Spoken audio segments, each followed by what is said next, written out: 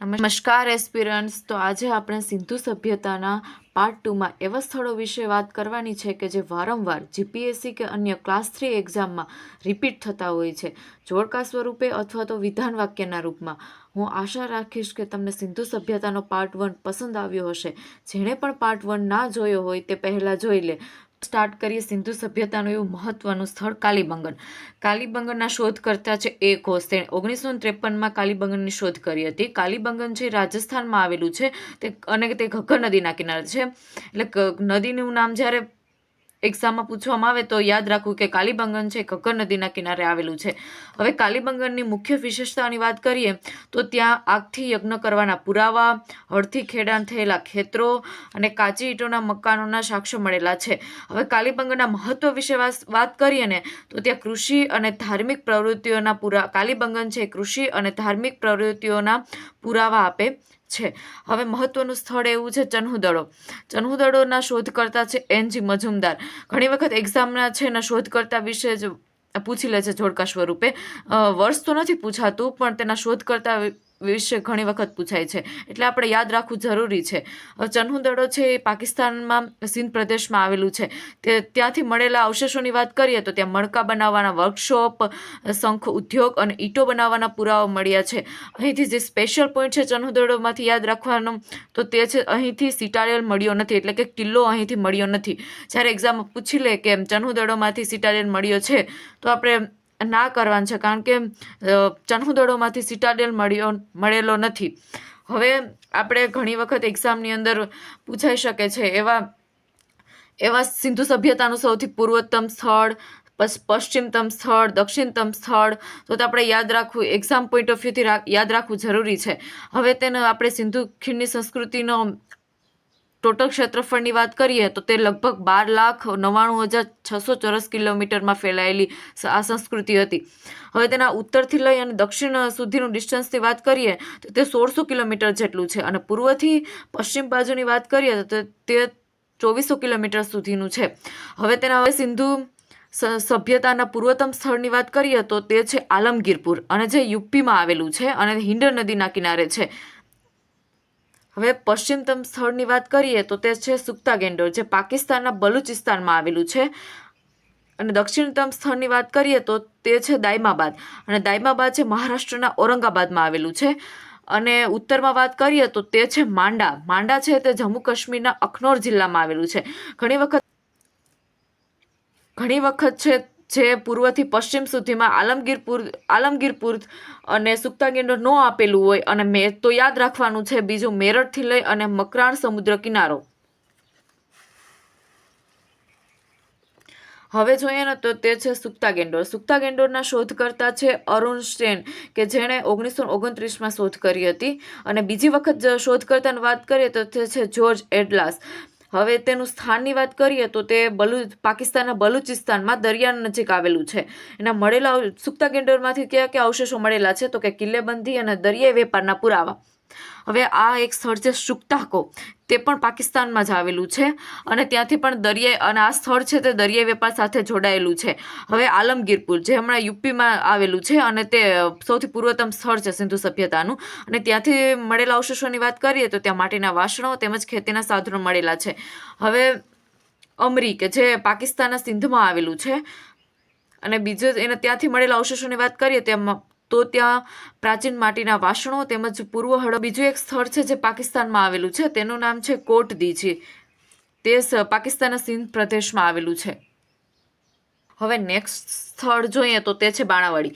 બાણાવાડીનું છે તે હરિયાણામાં આવેલું છે અને તેના શોધકર્તા છે RS બિસ્ત।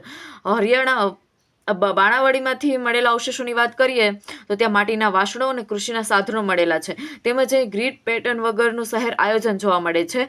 હવે તમને પ્રશ્ન પૂછાય કે આયોજન થોડું અનિયમિત, એટલે ગ્રીડ પેટર્ન વગરનું શહેર કયું છે તો તે છે બાણાવાડી। હવે રોપરની વાત કરીએ તો રોપર છે એ પંજાબમાં આવેલું છે અને તે સતલજ નદીના કિનારે છે। રોપર વિશે વાત કરીએ તો રોપર છે હડપ્પા અને વૈદિક સંસ્કૃતિ વચ્ચેનો સંબંધ દર્શાવે છે, તેમજ ત્યાંથી માટીના વાસણો અને તાંબાના સાધનો મળેલા છે। હવે આ સિંધુ સભ્યતાના જે સ્થળો છે ત્યાંથી જે સાક્ષ્ય મળેલા છે તે કાર્બન ડેટિંગ પદ્ધતિથી તો શોધાયો જ, કાર્બન ડેટિંગ પદ્ધતિનો ઉપયોગ તો થયો જ હતો, પરંતુ એની પહેલાં પરંતુ કાર્બન ડેટિંગ પદ્ધતિનો ઉપયોગ છે એને પાછળથી થયો હતો. એની પહેલાં એક ખાસ ધાતુ અને હતી લોખંડ, એના ઉપર ધ્યાન આપવામાં આવ્યું હતું. કારણ કે સભ્યતાની જે સાથેની જે સંસ્કૃતિ હતી તેની સાથે જ સંસ્કૃતિનો વિકાસ પામી હતી. તે એક હતી મેસોપોટેમિયાની સંસ્કૃતિ અને એક ચીની સભ્યતા. એમાં ખાસ જોવામાં આવ્યું તેમાં પણ ધાતુનો ઉપયોગ નહોતો થયેલો, કારણ કે લોખંડ ધાતુનો ઉપયોગ નહોતો થયેલો, કારણ કે જે લોખંડ ધાતુ છે એની શોધ જ ઈસવીસન પૂર્વે 2000માં થઈ હતી. અને જ્યારે પૂછવામાં આવે કે સિંધુ સભ્યતાના લોકો છે કઈ કઈ વસ્તુથી અજાણ હતા, તો તે છે લોખંડ, ઘોડો, શેરડી અને સિંહ. તે ઉપરાંત સિંધુ સભ્યતાના લોકો છે તે નિકાસ કરતા હતા ચીન અને મેસોપોટેમિયાની સંસ્કૃતિ સાથે. જે નિકાસમાં હતી મોતી, મણકા અને રત્નોની નિકાસ. આ સભ્યતા છે, સિંધુ સભ્યતા છે, એ માત્ર પ્રાચીન ઇતિહાસ નથી, પરંતુ અર્બન પ્લાનિંગ, વોટર મેનેજમેન્ટ અને ટ્રેડ એડમિનિસ્ટ્રેશનના પ્રારંભિક મોડેલ તરીકે પણ મહત્વપૂર્ણ છે. જ્યારે યુરોપના ઘણા ભાગોમાં લોકો હજુ જંગલમાં રહેતા હતા, ત્યારે ભારતની સિંધુ સભ્યતામાં નિકાસ માટે પાકી ગટર હતી.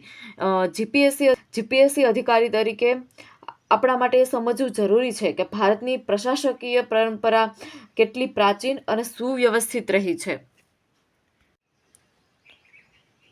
પછી આ સુવ્યવસ્થિત, આયોજનબદ્ધ આ નગરીય જે સભ્યતા હતી તેનો ધીરે ધીરે છે ને પતન થાય છે.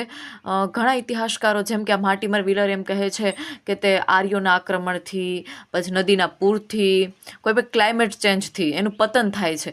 પણ કોઈ દિવસ સભ્યતા છે તેનું પતન થતી નથી હોતું, બસ તે પરિવર્તનશીલ હોય છે.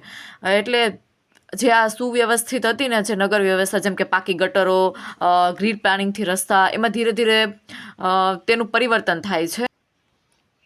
શહેરી વ્યવસ્થા હતી તેનું ગામડામાં પરિવર્તન થાય છે. લોકો છે શહેરમાંથી ગામડા તરફ વસવા લાગે છે. અને તેને જ તો આપણે ઉત્તર હડપ્પીય સાઇટ અથવા લેટ હડપ્પીય સાઇટ કહીએ છીએ. અને એવા ઘણા સ્થળો છે કે જે એક્ઝામની અંદર પૂછાય છે. હવે લેટ હડપ્પીય સમયગાળાની વાત કરીએ તો તે ઈસવીસન પૂર્વે 1900થી લઈ અને 1300 સુધીનો હતો. ત્યારે શહેરી જીવનમાં ઘટાડો થયો હતો. મોટા શહેરો છે છૂટા પડ્યા હતા. લોકો છે નાના ગજિત નગર વ્યવસ્થા છે ખોરવાઈ ગઈ હતી. ઘરો સાદા અને નાના બન્યા હતા. માટીના વાસણોમાં પણ ફેરફાર જોવા મળે છે. તેની ગુણવત્તા છે પહેલા જેવી રહી નહોતી. વેપારમાં ઘટાડો આવે છે. મેસોપોટેમિયા સાથેનો આંતરરાષ્ટ્રીય વેપાર બંધ થાય છે અને સ્થાનિક વેપાર છે વધુ જોવા મળે છે. લિપિ અને મુદ્રા છે એ ઓછો ઉપયોગ થયો હતો. હડપ્પીય લિપિ તો લગભગ અદ્રશ્ય જ થઈ ગઈ હતી અને મુદ્રા છે બહુ ઓછા પ્રમાણમાં મળ્યા છે. હવે એવા સ્થળો કે જે લેટ હડપ્પીય અને જ્યાં આ લેટ હડપ્પીય સમયગાળો છે તે ગુજરાતની અંદર છે વધુ ટાઈમ સુધી રહ્યો હતો ને અને તેથી જ તો તે સ્થળો છે ગુજરાતમાં વધુ જોવા મળે છે. અને એક્ઝામ ઓરિએન્ટેડ કરવા, કારણ કે તે જીપીએસસી અથવા તો અન્ય ક્લાસ 3 એક્ઝામમાં છે સ્થળો પૂછાઈ આવે છે. તેથી હવે કચ્છમાં આવેલા સ્થળોની વાત કરીએ તો તે છે દેસલપર, સુરકોટડા, કાનમેર અને શિકારપુર. જામનગરમાં આવેલા 2 સ્થળો લાખા બાવળ અને આમરા, અને મોરબીમાં આવેલું કુંતાશી જે બંદર પણ છે, અને એક રાજકોટમાં આવેલું રોજડી ના હોય તો શ્રીનાથગઢ, તે પણ રોજડીનું બીજું નામ છે. હવે ગીર સોમનાથમાં આવેલું છે પ્રભાસ પાટણ. અમરેલીના 2 સ્થળ છે, એક છે બાબરકોટ અને છે ગોલાધોડા. અને ભાવનગરમાં આવેલું છે પાદરી. સુરેન્દ્રનગરનું છે રંગપુર. અમદાવાદમાં આવેલું લોથલ. પાટણમાં આવેલું લાટેશ્વર. અને મહેસાણામાં આવેલું લાંગડજ. તેમજ ભરૂચમાં આવેલું ભાગાતરા અને સુરતમાં આવેલું માણવણ કે જે તાપી નદીના કિનારે પણ વસેલું છે. હવે અહીંયા સુધી રાખીએ. જો તમને આ લેક્ચર છે પસંદ આવ્યો હોય તો વિડીયોને લાઈક કરજો, શેર કરજો અને ચેનલને સબસ્ક્રાઈબ કરજો. જય હિન્દ, જય ભારત.